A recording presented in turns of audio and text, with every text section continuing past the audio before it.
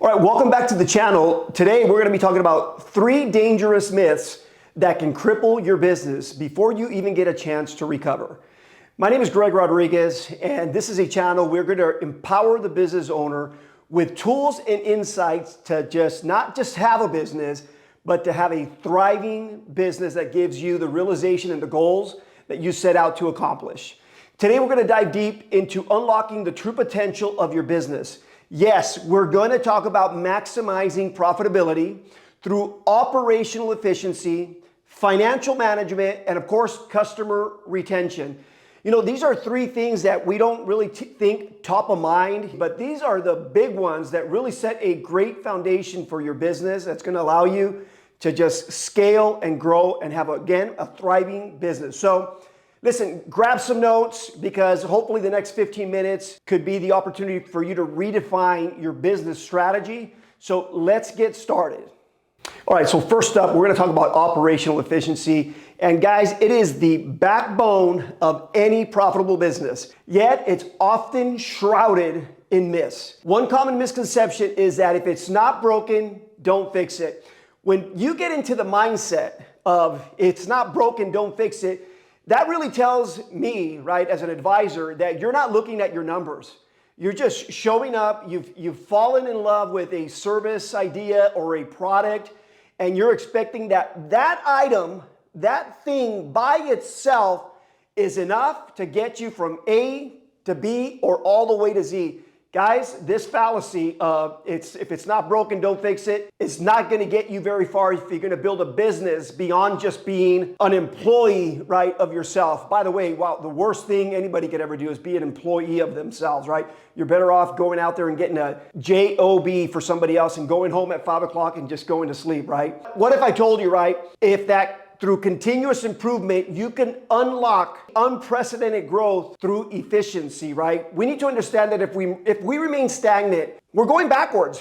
And it's not necessarily because our product or service is no longer good or viable, but others around us, technology, it continues to evolve, guys, right? So while we're thinking that our product is good, we're just going. There's other people up and coming, right? They're thinking about how do we deliver things differently? How do we create things differently? How do we use technology different to deliver these products, guys? And that's where you might not be going backwards, but because people are advancing so much, you are going backwards, right? So it is so important to understand that. So while you're still doing what you've been doing, it's okay. And it's quite natural to feel like, man, what's happening to my business, right? A lot of us think like, is my business dying? Is it failing? Because we see others just kind of moving forward and scaling a lot quicker. And that's why it's important for us to look at numbers, right?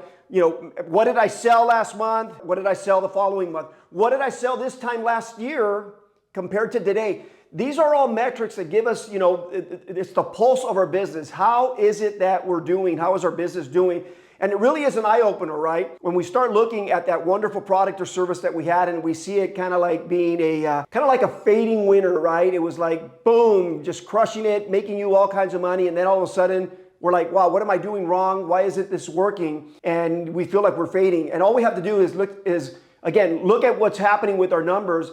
And that's going to open up our eyes to say, listen, how do I, improve my product? What do I need to add to it? What do I need to remove from it? How do I deliver it better? What technology is out there for me to continue to allow my business to thrive, right?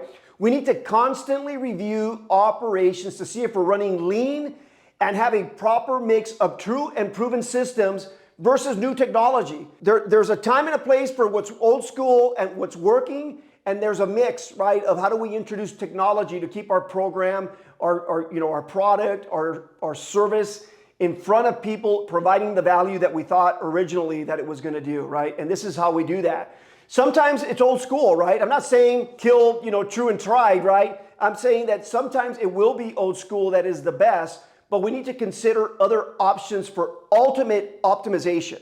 So maybe implementing, lean operations is, you might say, well, that's not for me. I'm not, creating any of these widgets. These are more for like the manufacturing companies. That's not a good way to approach it. That's a myth, right? Small businesses can actually see dramatic improvements with simple changes. And that's the beauty of this. It is simple changes. It's kind of like when you're driving, right? You're driving and you're going from point A and point B, and if you look at it in a map, you're like go all over the place, but at any given time, your steering wheel is just kind of like doing this, right? And it's those small changes that are going to create the big impact in your business.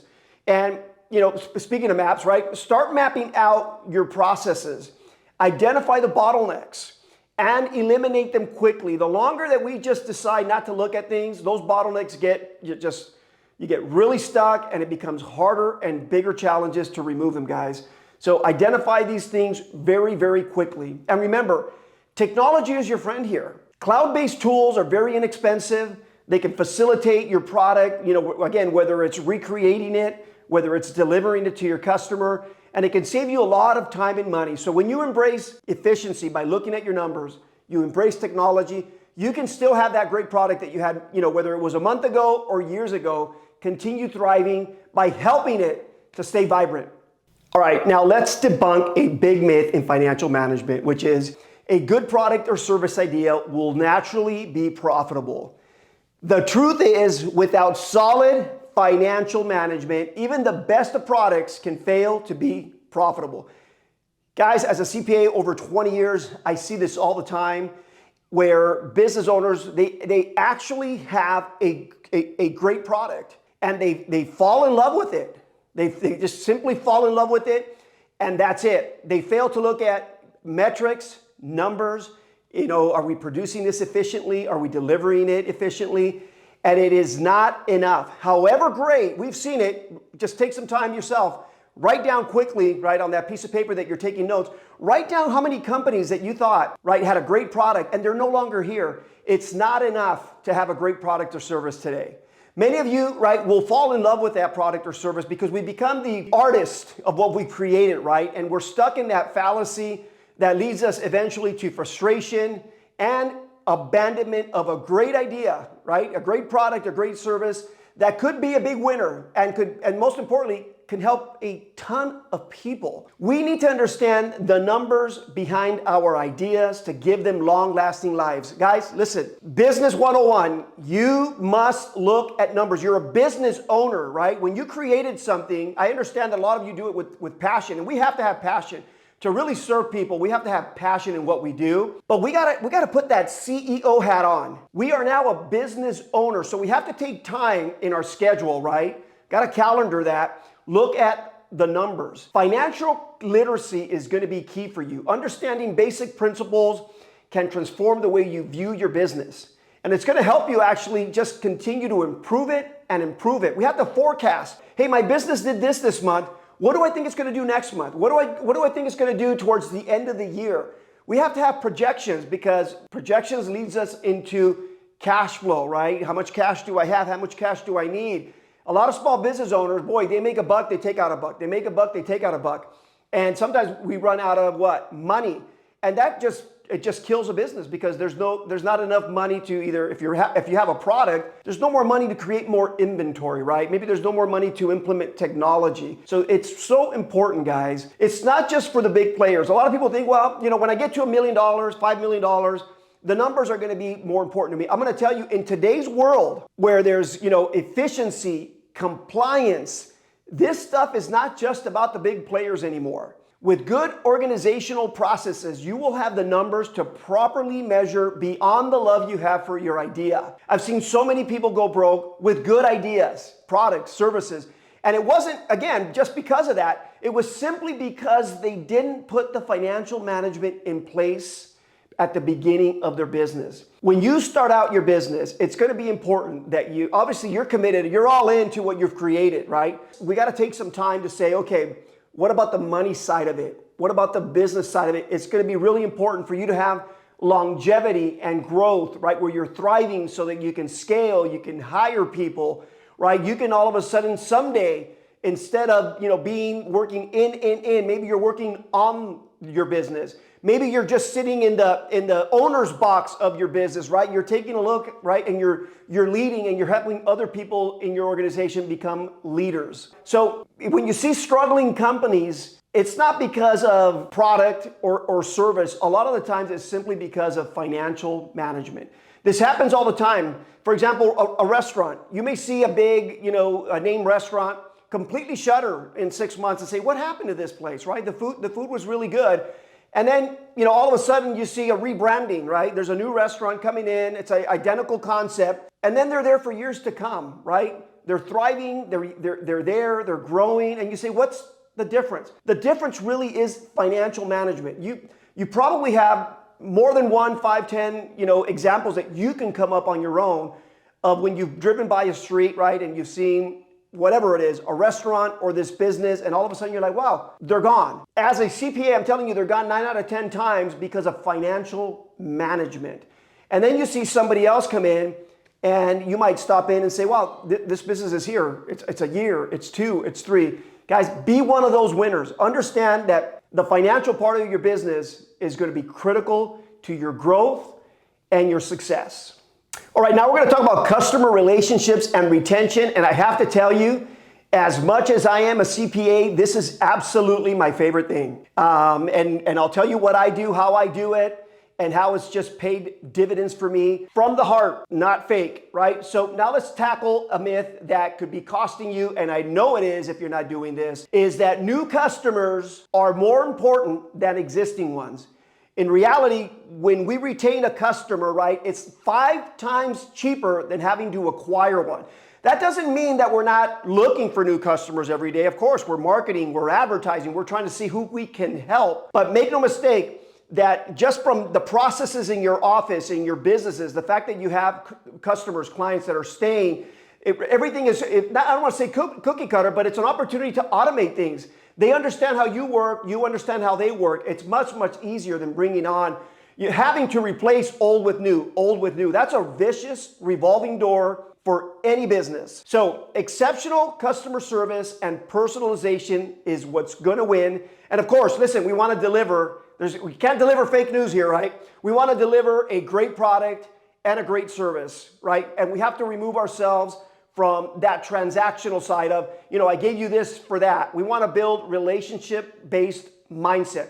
And I'm going to tell you what a little bit about my business. My clients, when I interview them on the onboarding process, I tell them, if we don't become friends, we're not going to be doing business for a very long time. And thankfully, right, all of my clients become friends at different levels, but we have great relationships. A lot of my customers call me, I'm their CPA, but a lot of them, they call me for much more than that. My team at the office tells me you're more of a like a counselor, right? Than you are a CPA to many of your clients. And this is a wonderful feeling, right?